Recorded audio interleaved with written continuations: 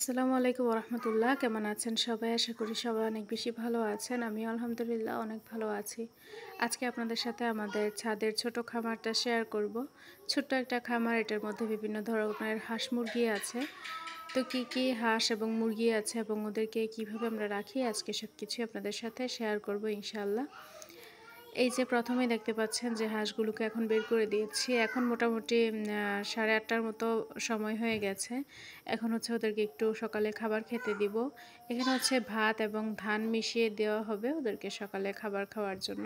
আর দুপুরের দিকে আমরা সবজির খোসা দেওয়ার চেষ্টা করি। সবসময় তো আর সবজির খোসা থাকে না, তখন হচ্ছে আমরা ভুট্টা, ধান, ভাত এবং ফিট মিশিয়ে খাবারটা দেওয়ার চেষ্টা করি। সবসময় এখন আর ফিট দিচ্ছিও না, যেহেতু মোটামুটি এগুলো বড় হয়ে গেছে। আর এখানে হচ্ছে আমাদের বেইজিং হাঁস আছে এবং 2টা রাজহাঁস এবং হচ্ছে কয়েকটা চীনা হাঁস আছে। আর এখানে আরও অনেক হাঁস ছিল, যেগুলো হচ্ছে বিভিন্ন ধরনের অসুস্থতার কারণে মারা গেছে। কিছুদিন আগেও অনেক বড় একটা হাঁস মারা গেছে। আসলে খুবই খারাপ লেগেছে। আপনারা কোনো একটা জিনিস লালন পালন করার আগে এই জিনিসটার জন্য প্রস্তুত থাকতে হবে। যে কোনো সময় আল্লাহ না করুক ক্ষতি হয়ে যেতে পারে। তো যাই হোক, আমরা টিকা এবং অন্যান্য সব কিছুই ঠিকঠাক মতো দিয়েছি এবং পরিষ্কার পরিচ্ছন্ন রেখেছি। তারপরও বাকিটা হচ্ছে ভাগ্যের ব্যাপার। আল্লাহ তাআলা ভাগ্যে রাখলে হবে, আর না হয়তো নেই। আসলে শখবশতই পালা শুরু করেছিলাম, কিন্তু কিনতে কিনতে অনেকগুলো হয়ে গেছে। আর এই যে এখন দেখতে পেলেন মুরগির ঘরে চলে এসেছি। সমস্ত মুরগিকে ঘর থেকে বের করে দিয়েছি। সকালে খাবার জন্য ওদেরকে কিছু ভুট্টা দিয়ে দেব এবং হাঁসেরা হচ্ছে অনেক খাবার নিচে ফেলে ময়লা করে। তো সেই খাবারগুলোই হচ্ছে ওরা এখন খেয়ে নেবে। খেয়ে দিয়ে পেট ভরে যাবে যখন, তখন নিচে চলে যাবে এবং নিচে গিয়ে সারাদিন নিচে থাকবে। বাহির থেকে টুকটাক খাবার দাবার খাবে।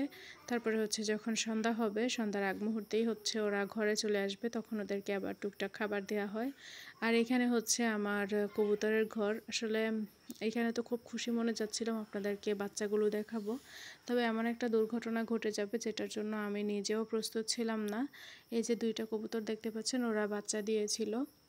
হঠাৎ করে এই যে গিয়ে দেখি যে একটা বাচ্চা কেমন করে যেন পড়ে আছে এবং হাতে নিয়ে ভালো করে দেখলাম যে বাচ্চাটা মরে গেছে। এটা অনেক বড় বাচ্চা ছিল এবং ফিমেল বাচ্চা ছিল। ধরে ভালো করে দেখেছি, কোনো রকমের প্রবলেমও ছিল না। কোনো সমস্যা খুঁজে না পেয়ে এখন চলে এসেছি। আমি হচ্ছে জীবাণুনাশক স্প্রে করব। খুব মনটা খারাপ লাগছিল এবং কোনো রকমের জীবাণু যেহেতু এখানে না থাকে, তাই ঘরগুলোকে ভালো করে পরিষ্কার করে এখন জীবাণুনাশকটা দিয়ে দিচ্ছি।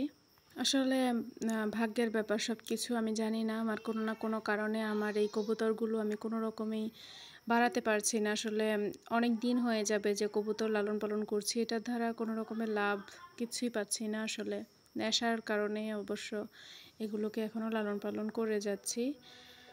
আর চোরেরও অনেক উৎপাত আছে। চোরেরা অনেক কবুতর চুরি করে নিয়ে যায়। বিশেষ করে আমার ফিমেল যেই কবুতরগুলো থাকে, ফিমেল কবুতরগুলোকে বেছে বেছে চোরেরা নিয়ে যায়। তো আর বাড়বে কিভাবে, এবং যেই বাচ্চাগুলোই হয় কোনো না কোনো কারণে মারা যায়। আসলে আল্লাহ তাআলার হুকুমের আশায় আছি। আল্লাহ তাআলার হুকুম যেদিন হবে সেই দিনই হচ্ছে আমার এই কবুতর দিয়ে সব ভরে যাবে। আসলে 2 বছরের মতো হয়ে গেছে আমি কবুতর লালন পালন করছি। এখান থেকে কখনো আমি একটা বাচ্চা পর্যন্ত খাইনি। আমি চেয়েছিলাম আমার ছাদ ভর্তি কবুতর হোক। যেহেতু কবুতরগুলো একই ঘরে ছিল, তাই এই খাঁচার ভিতরের যত মুরগিগুলো আছে এবং পুরোটা ঘরেই হচ্ছে স্প্রে করে দিব। এগুলো হচ্ছে আমাদের দেশি মুরগির বাচ্চা। আর এখানে হচ্ছে টাইগার মুরগি বলে বিক্রি করেছে, তবে আমার কাছে অবশ্য টাইগার মুরগি লাগে না। আমার কাছে মনে হচ্ছিল যেন এগুলো হচ্ছে সোনালী মুরগির মধ্যে যেগুলো হাইব্রিড পাওয়া যায় ওইগুলো হতে পারে। আর এগুলো হচ্ছে টার্কি মুরগি, আমরা ঢাকা থেকে কিনে নিয়ে এসেছিলাম। এখান থেকে একটা মারা গেছে অসুস্থ হয়ে। এখন সমস্ত মুরগিরই হয়তো বা অসুস্থতার সিজন চলছে, যার কারণে সমস্ত হাঁস মুরগি হচ্ছে খুব অল্পতেই অসুস্থ হয়ে যাচ্ছে। এগুলো একটু ভালো করে খেয়াল রেখে এগুলোকে লালন পালন করতে হবে। আর উপরে আছে কোয়েল পাখি, যেগুলো মেল ফিমেল ভালো করে চিনতে পারছি না। অনেক দিন হয়ে গেছে, কোনো রকমের ডিমও দেয়নি। তো যাই হোক, ভিডিওটা অনেক বেশি বড় হয়ে যাচ্ছিল, তাই বাকি আর কিছু আমি আপনাদের সাথে শেয়ার করতে পারিনি। অন্য আরেক ভিডিওতে দেখা হচ্ছে। আল্লাহ হাফেজ, আসসালামু আলাইকুম।